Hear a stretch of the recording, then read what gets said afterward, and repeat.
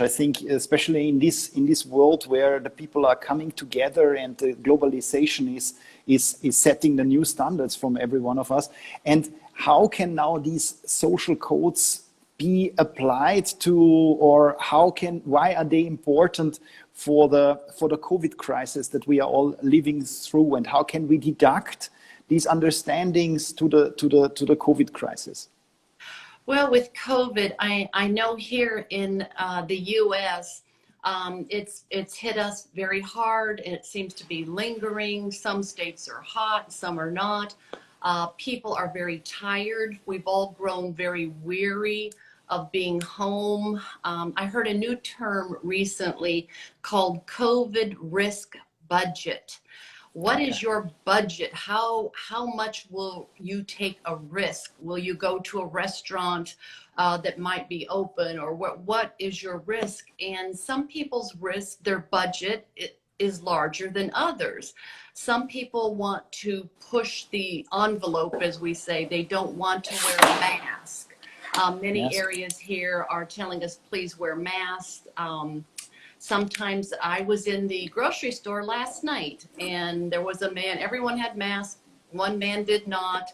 And it was obvious by his body language, he was making a statement by not wearing a mask. So I'm often asked, what do you do? Do you tell this person, please put on a mask?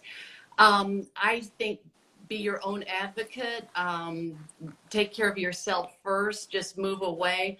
But to answer the question, we have to be more empathetic, I think, right now. We have to, even though we're all very tired of this, around the world, we're tired of this.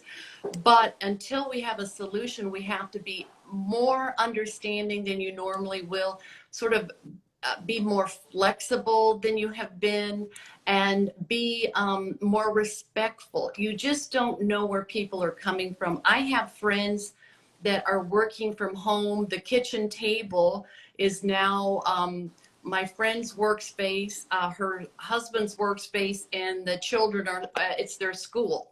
And so people are stressed. It's very stressful. So please, everyone, be a little more empathetic than you normally would be.